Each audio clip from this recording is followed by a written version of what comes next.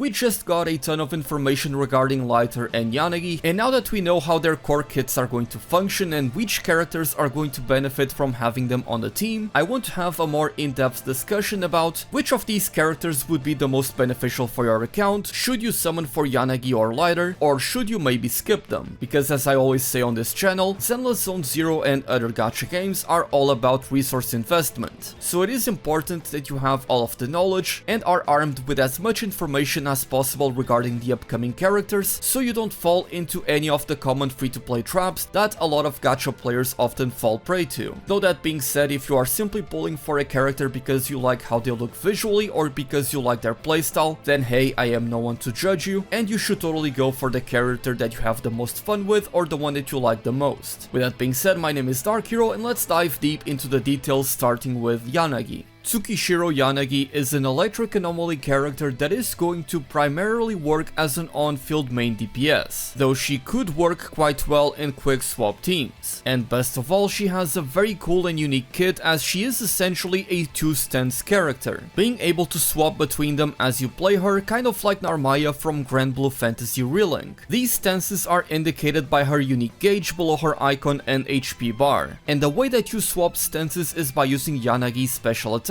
which has her attacking the enemy and activating the stance swap. Upon swapping stances, Yanagi's basic attacks will increase her anomaly buildup, and not only do you get different attacks with each stance, but you also get a corresponding buff. Yanagi's buffs will remain for a short period, but repeatedly switching stances will allow Yanagi to continuously refresh the buff's duration, effectively maintaining a perfect uptime with them active. Now, we don't currently know what these buffs exactly are, but I would wager it's something along the lines of increasing Yanagi's anomaly proficiency or her anomaly buildup rate. Additionally, and perhaps another one of Yanagi's cool unique aspects, is that she is also capable of triggering Disorder by herself, as is shown in these clips, as there is no one else on her team. And in fact, we even see her triggering Disorder not once but twice in a row. This is due to the special Shinra Bansho state that Yanagi enters after using her EX special attack, the Gekka-Ruten, making it so that if the enemy is under an anomaly effect, Yanagi will trigger a unique Disorder effect, dealing a portion of the original Disorder's effect damage. But the key thing here is that in doing so, Yanagi does not remove that anomaly effect, so you could still trigger a regular Disorder afterwards by simply having a different character come in and trigger the burn effect, for example. So as shown in the livestream, Yanagi really is going to be the perfect pair for Bernice, as if you have the target taking the afterburn effects from Bernice, you'll be able to come in with Yanagi dealing tons of damage and triggering multiple Disorder effects at once, all the while you swap stances to maintain her buffs and debuff the enemies at the same time. And in fact, this well-endowed power couple is even more perfect for each other, seeing as Yanagi's additional ability can trigger by either having another character from her faction, so a section 6 character, or another anomaly agent, which again Bernice would fill in perfectly. So when deciding to pull for Yanagi for your account, if you have Bernice and you do enjoy using her on your account, especially if she is a well-built Bernice, then Yanagi is really going to complement her very well. Naturally, Yanagi can still work very well with other anomaly characters, but you would need to put a lot more effort into those teams, as you would need to play them in a quick swap effectively, having each character come in to build up their Disorder, and also having to pay attention to maintain Yanagi's buffs. So it may not necessarily be the most intuitive thing ever. Like for example, I can picture grouping Yanagi together with Jane Doe being somewhat difficult, because Jane Doe also needs to build up her passion stream and likes to spend time on field to deal damage. And me personally, I've always been a fan of characters that can swap stances, or in Monster Hunter for example, you guys know me, I've always been a fan of the Charge Blade and the Switch Axe, and as I mentioned before, Narmaya from Relink as well. So not only does Yanagi look amazing from a visual aesthetic, but I think that she's also going to be a lot of fun to play. And naturally, as I explained in my previous video, Yanagi is effectively going to be a vertical upgrade over Grace, and my Grace isn't really all that powerful, and neither is my Jane Doe, to be honest. They're not very well invested. I don't have their signature W engines and I don't have any Mindscapes, so I feel like just by having a very powerful Bernice and coupling that with Yanagi, I'm going to be able to build an incredible powerhouse. But of course, if you already have a well-built Jane Doe or a well-built Grace, and you are capable of beating all of the endgame content, then you may not necessarily need to go for Yanagi as much, and it might be a better decision if you are simply seeking the meta, maybe skip, and maybe later down the road, once the content becomes a little bit more difficult, get a more powerful character. Now, another very important thing that is a deciding factor when it comes to should you summon for a character is the A rank agents that are going to be present on her banner. And in Yanagi's case, the featured A rank characters are going to be Anby and Billy, and naturally everyone already has access to both of these characters as you get them at the very beginning of the game. Now, getting Anby's mindscapes can be good for your account, as if you are currently lacking a stunner, this could potentially be a good way for you to make your Anby stronger, and Yanagi being an anomaly character, you can pair her up with a second anomaly character and then have a support character on the third slot, not having to run a stunner on that team. So again, if you're someone without a stunner, then this is not a bad option. Though as you could expect, Anby is effectively superseded by any S-rank stunner. And then there's Billy, who I don't really recommend pulling on this banner for, because he is a main DPS character who is an A-rank character, so his performance really isn't going to be all that great, and out of all of the A-rank characters in the game, I would say that he is one of the weakest. So when it comes to the A-rank characters on Yanagi's banner, they really aren't all that great.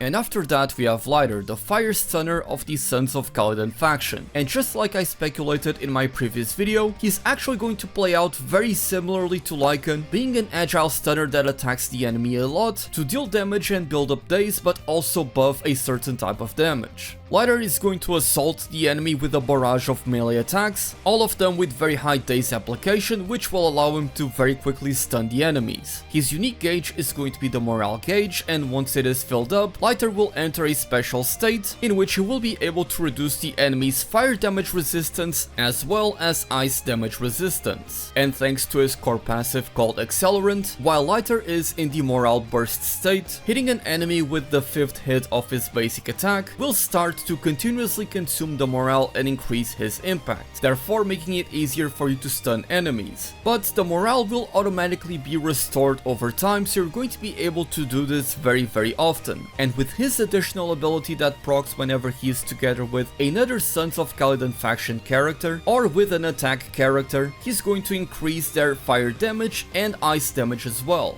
Another thing that we also see from Lighter is that he seems to have a unique buff that goes up in stacks as he hits enemies up to 20. This is likely going to work just like many other buffs in the game, where as Lighter keeps on hitting enemies, he's going to raise his damage but also his daze buildup, therefore making him even more powerful. Though you are going to need to spend some on-field time with Lighter in order to keep this buff active. So naturally Lighter is going to be the perfect fit for characters like Soldier 11, as I mentioned in my previous video, but also Ellen Jo, since again Lighter is going to buff the ice damage that she can deal. You could also theoretically pair up Lighter with Bernice, but as I explained before, Bernice kind of excels in double anomaly teams where you don't really need to have a stunner, so ideally I would not pair those two together. Now the key thing here is going to be just how much better is Lighter going to be compared to Lycaon, so that if you have the mono ice team of Ellen, Lycaon and Soukaku, you're able to replace Lycaon with Lighter. Now the fact that Lighter is an S rank limited character as opposed to Lycaon, who is a standard S rank character, there's not a shadow of doubt in my mind that Lighter is going to be better than Lycaon. But at the same time, if you already have Lycaon, unless there's a big power gap between these two characters, and the power creep between these two is really that insane, there might not be much of a need for you to go for Lighter. Now one thing to keep in mind of course is that Miyabi is a character that is eventually going to be released, and I would even wager that she's going to be present in the patch following the 1.3 update. That is to say that after Lighter is released, Miyabi is likely to be released right after him. Now we do already know that Miyabi is going to be a nice character, she has been that way since the open beta, but back in the open beta she was an ice attack character and the developers might have actually changed her to be a different type. So maybe she is no longer going to be an ice attacker, she's going to be an ice anomaly character, but regardless she's going to be an ice character, which means that Lighter is going to be able to boost her damage. So if you are someone that has been saving for Miyabi for a long time and would like to have the most powerful Miyabi possible whenever she releases, then Lighter is certainly going to be a better option than Lycaon, and you are likely not even going to need to invest into Lighter's W engine, seeing as Lycaon's W engine that you can purchase directly from the store with some summons is certainly going to be more than viable, if not outright a very good option, seeing as Lighter is going to be a very fast attacker, and Lycaon's W engine boosts your effectiveness as you keep on attacking the enemy. Now me personally, I have a well-built Ellen Joe and a well-built Lycaon. Both of them have their signature W engines, and my Mono Ice team is capable of clearing endgame content very easily. Admittedly, it's not doing as well as my Double Anomaly team, or even my Zhuyuan Qingyi team, so I am likely going to be skipping on Lighter unless I get lucky with a couple of random pulls here and there, as even if Miyabi comes right after Lighter, I still have a powerful Lycaon that is going to be able to support her, and unless the difference between these two characters is a very big gap, which I don't see happening this soon into the game's length, then I am comfortable in sitting with Lycaon and skipping on Lighter. And naturally, we also need to talk about the A-rank characters that are featured on the banner.